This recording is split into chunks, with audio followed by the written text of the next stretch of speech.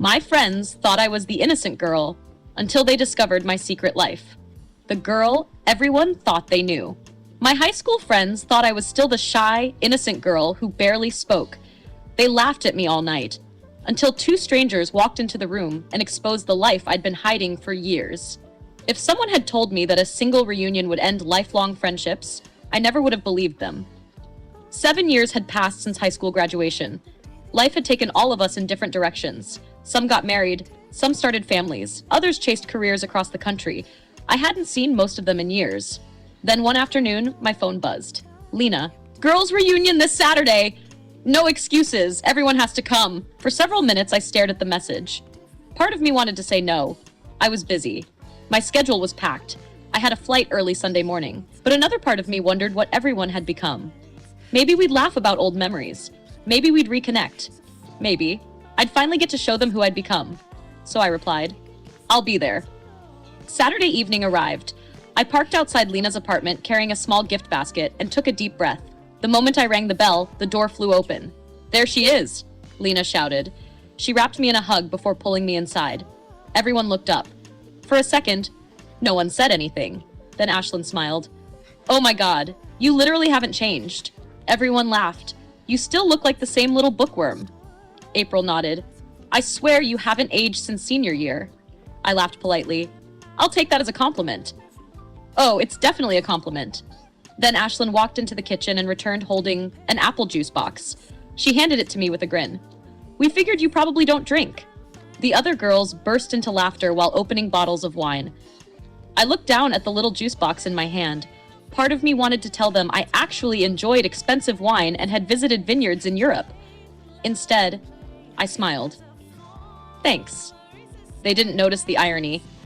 Or maybe they didn't care. A few minutes later, everyone started sitting down. 3 girls took the couch. 2 grabbed the armchairs. Another claimed the beanbag. I looked around. There wasn't a single seat left. Lena noticed. Oh! She pointed at the carpet. You can sit there. There. On the floor. I looked around again. Nobody offered to move. Nobody even realized how rude it was. So, I quietly sat cross-legged on the carpet, still holding my little juice box while everyone else clinked wine glasses above my head. It was almost funny. 7 years later, and they still saw me as the timid girl who never spoke up. The conversation quickly turned into memories from high school. Remember when she cried during health class? April laughed. Everyone burst into laughter. I was 14, I replied. Ashlyn smiled. I still can't believe you asked what a thong was.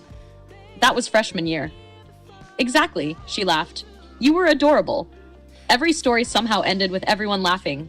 At me, not with me. Someone suggested playing Never Have I Ever. Everyone agreed.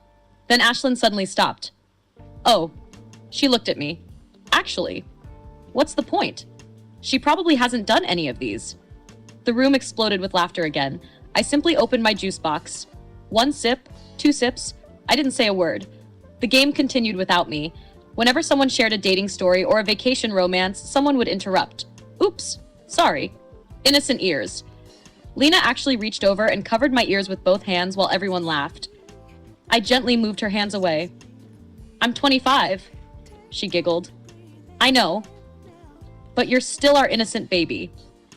As the evening continued, I realized something.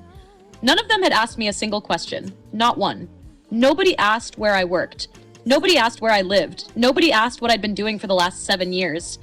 They weren't interested in knowing me. They were interested in remembering me. And those are 2 very different things. A little later, Lena smiled at me. Would you mind grabbing another bottle of wine from the kitchen? Sure. As I walked away, I heard whispering behind me. The moment I disappeared around the corner, their voices dropped. I couldn't hear the words, only laughter. When I returned, the room became completely silent. Every single person smiled far too quickly. Ashlyn cleared her throat. So, we were thinking, you'd be perfect for Lena's cousin. I smiled politely. Yeah. He's really nice. And, she hesitated, he's inexperienced. The room filled with quiet giggles, as if they'd just solved the biggest mystery in the world. I thanked them. But deep down, I was beginning to realize this reunion wasn't about catching up. It was about reminding me of the person they believed I'd always be.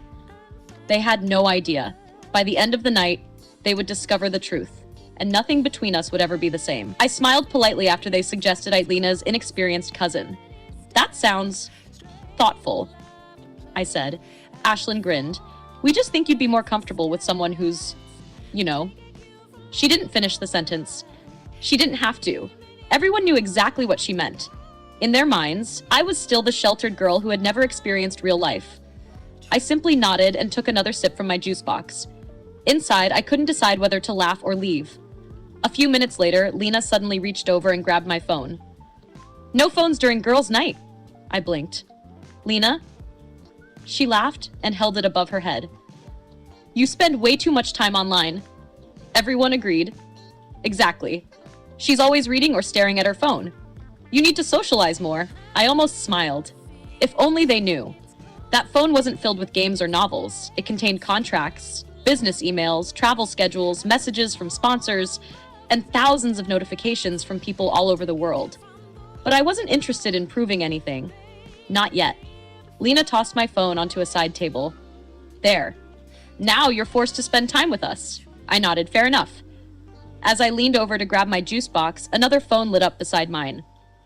It belonged to Ashlyn. A message appeared across the screen. Adults only. Below it was another notification. No Virgin Mary allowed. I frowned. Then another preview appeared. She actually believes the cousin story. My stomach tightened. So they hadn't just been teasing me. They had been talking about me behind my back all evening. Maybe longer. I quietly looked away before anyone noticed. For a moment, I considered leaving, but something told me to stay. I had a feeling the night wasn't over. Not even close. Suddenly, the front door opened. Hey! Lena smiled. There you guys are! Her boyfriend Mark walked inside carrying a pizza box. Behind him was another man I'd never met before. This is Cooper, Lena said. He works with Mark. Everyone stood to greet them. Except me. I stayed where I was on the floor, still holding my little juice box. Ashlyn immediately walked over to Cooper. So, I've heard a lot about you. Cooper smiled politely. It's nice to finally meet everyone. Mark's eyes wandered around the room until they landed on me. Lena pointed in my direction. And that's our friend. Our innocent little angel. Mark gave me a quick nod, then looked away. 2 seconds later, his head snapped back toward me. His expression completely changed. He stared, not in a rude way, more like he was trying to remember where he'd seen me before. He slowly reached into his pocket, pulled out his phone, typed something, looked back at me, then back at the phone. His eyes grew wider, much wider. Cooper noticed. What? Mark silently turned the phone toward him. Cooper leaned closer. The second he saw the screen, his mouth literally fell open. No way. He immediately pulled out his own phone. His fingers moved as fast as they could. Search, tap, scroll again. Then he looked directly at me. His eyes were filled with disbelief. The girls noticed the sudden silence. Lena frowned. What are you two doing? Neither man answered. Mark whispered something to Cooper. Cooper nodded, then whispered back. They kept staring at me, back to the phones, back to me again. Ashlyn laughed nervously. Seriously, what is going on? Mark looked at Lena. Are you telling me? You don't know? Know what? Lena asked. Mark hesitated. He looked at me almost as if asking permission. I simply smiled. He slowly turned his phone around. On the screen was a photo of me, but not the version sitting on Lena's floor with a juice box. This version wore elaborate fantasy armor, professional makeup, a handcrafted costume that looked like it belonged in a Hollywood movie. Thousands of people surrounded me. Flash cameras filled the background. The caption underneath read, Special guest appearance. Cooper kept scrolling. Another convention, another costume, another crowd. Then, another. His voice barely came out above a whisper. This can't be real. The room fell completely silent. And I knew. The next few minutes were about to change everything. The room was so quiet you could hear the refrigerator humming in the kitchen. Everyone stared at Mark's phone. No one knew what they were looking at. Lena laughed nervously. Okay, somebody explain what's going on. Mark looked at me before answering. You seriously don't know who your friend is? The girls exchanged confused looks. Ashlyn folded her arms. She's our friend from high school. The quiet one. The girl who never even went to parties. Mark slowly shook his head. No, she's much more than that. He tapped his screen and handed the phone to Lena. At first, Lena looked confused. Then her eyes widened. The screen showed a professional photograph of me standing on a convention stage, wearing an elaborate fantasy costume with thousands of fans cheering in front of me. Across the top of the page were the words, "Special guest cosplayer." Lena looked up at me, then back at the phone, then at me again. This is you?" I nodded. "Yes." She blinked several times. "No. It can't be. You hate attention," I smiled. "I hated attention when I was 17. I'm 25 now." Cooper pulled out his own phone. "You haven't seen anything yet." He searched my name and opened my social media pages. One by one, videos filled the screen. A costume building tutorial, a behind-the-scenes convention vlog, a live interview, a charity event. Every video had hundreds of thousands, some had millions, of views. "Oh my God," April whispered. "That's really you." Ashlyn leaned forward and grabbed Cooper's phone. She scrolled faster and faster. Everywhere she looked, there I was. Different costumes, different conventions, different countries, professional photo shoots, interviews, magazine features, brand collaborations. Finally, she looked up. "How many followers do you have?"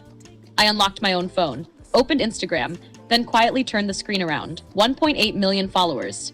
The room froze. Mark laughed. "I knew it! I told you!" Lena stared at the number as if it wasn't real. "I don't even know one person with 1 million followers." I shrugged. "I've been doing this for years." Ashlyn looked completely speechless. "But when? How? You never posted about any of this." "I did. You just never noticed." Silence. Again. Then Cooper opened TikTok. "Look, this one has over 12 million views." April nearly dropped her wine glass. 12 million? For one video? I nodded. "It went viral." "It happens sometimes." Mark laughed. "Sometimes? You've got dozens of videos with millions of views." The girls looked at me like they were seeing a stranger. Because, in a way, they were. The girl they remembered had disappeared years ago.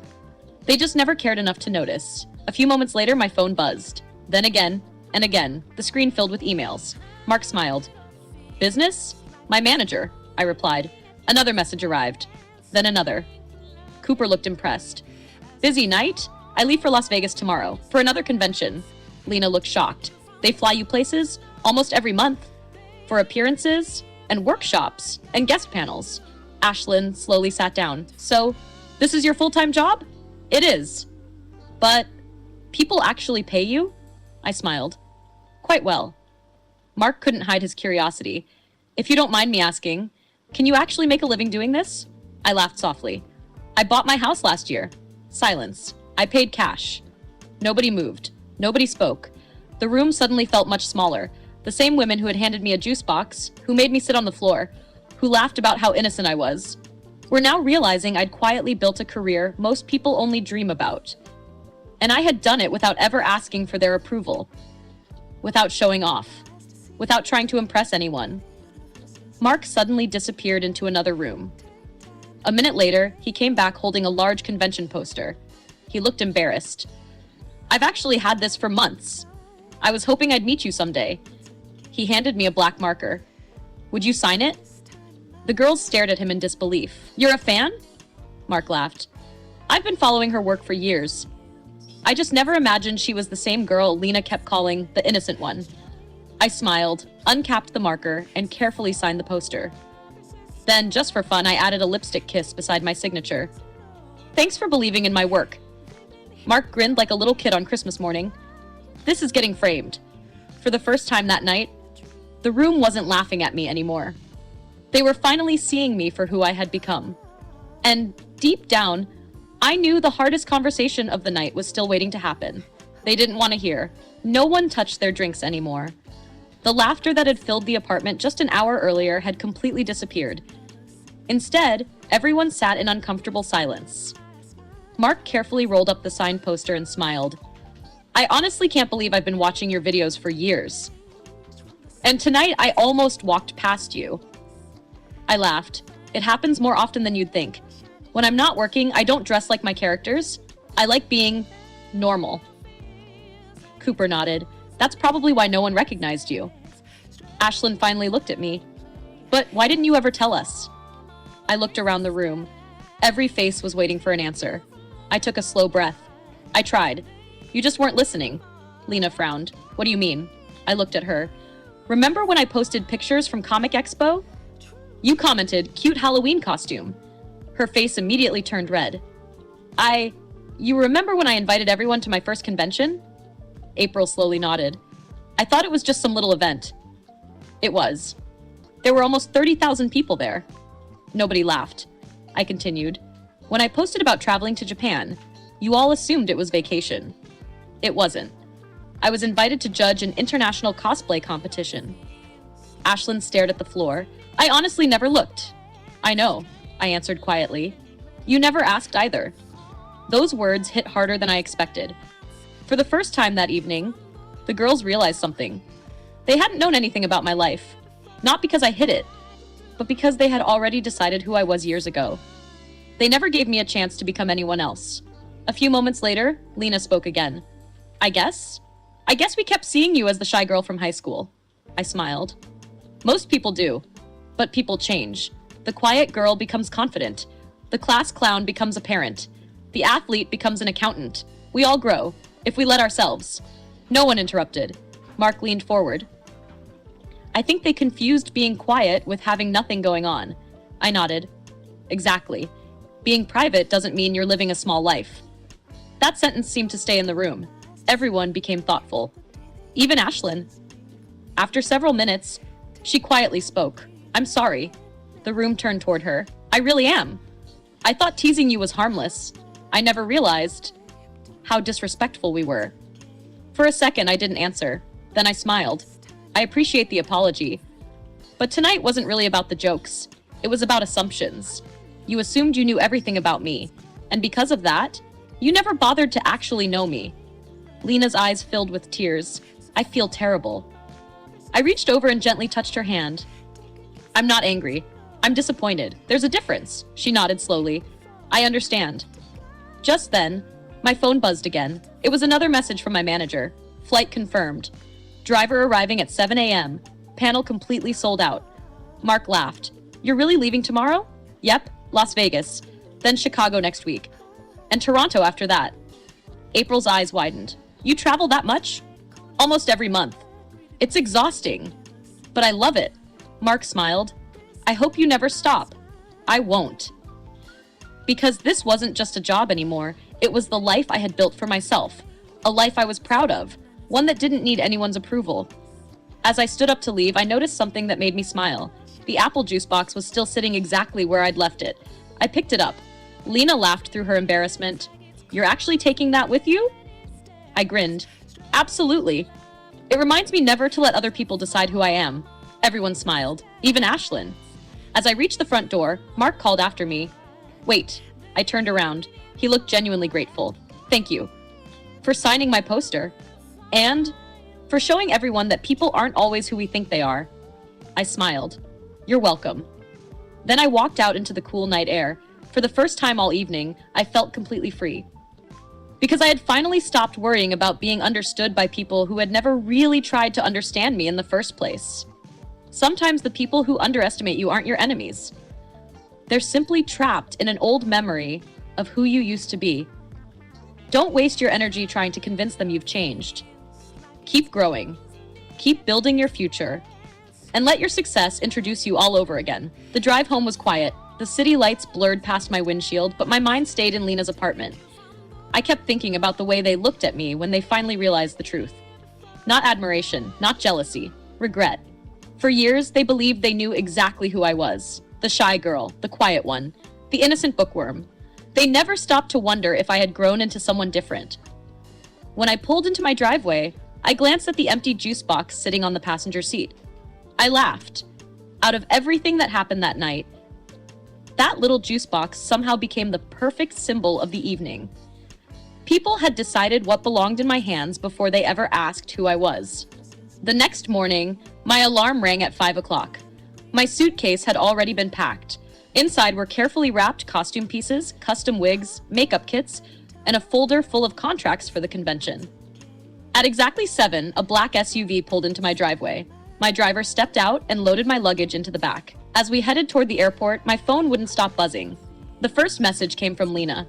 I couldn't sleep last night. I've been thinking about everything you said. I'm truly sorry. We judged you without ever trying to know the person you'd become. A few minutes later, another message appeared. It was from April. Congratulations. I honestly had no idea how successful you are. I wish I had asked more questions instead of making assumptions. Then came Ashlyn's message. Except it wasn't just one. It was 7 long paragraphs. She wrote about how hurt she felt that I had hidden my success from everyone. She said, real friends should tell each other everything. She accused me of making her look foolish. I read every word. Then I quietly locked my phone. I didn't block her. I didn't argue. I didn't explain myself. Some conversations aren't worth having because the people who truly care about you don't feel betrayed by your success. They celebrate it. The airport was already busy. As I walked towards security, a young girl, maybe 12 years old, stopped in front of me. She looked nervous. Excuse me, are you? I smiled. I am. Her face lit up instantly. Oh my gosh! I knew it! She pulled out a convention badge hanging from her backpack. I'm coming to see your panel tomorrow. Her mother walked over, looking embarrassed. I'm so sorry. I shook my head. Don't be. I crouched down to the girl's height. What's your favorite character? She smiled so wide I thought her face might burst. The Moon Princess. That's who I'm dressing as because of your videos. My heart melted. Really? She nodded. You made me stop being embarrassed about loving cosplay. Her mother smiled. You've helped her confidence more than you probably realize. Those words meant more than any paycheck I'd ever received. Before boarding, I signed the girl's convention badge and wished her luck. As she walked away, she turned around one last time. Thank you for showing people it's okay to be different. I stood there smiling long after she disappeared into the crowd. The convention in Las Vegas was everything I'd hoped for. Thousands of fans filled the exhibition hall. My first panel sold out before it even started. People waited for hours just to take a photo, ask a question, or say hello. Some brought artwork they had made. Others showed me costumes inspired by my tutorials. One father approached with his daughter and quietly said she was afraid to be herself until she found your channel.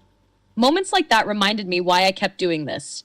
It had never been about followers or views or sponsorships. It was about giving people the confidence to be unapologetically themselves. That evening, after the convention closed, I sat alone on my hotel balcony overlooking the Las Vegas skyline. The lights stretched endlessly into the distance. I opened Instagram. There were thousands of new comments, hundreds of messages. Then I noticed something unexpected. Lena had posted a photo from our reunion.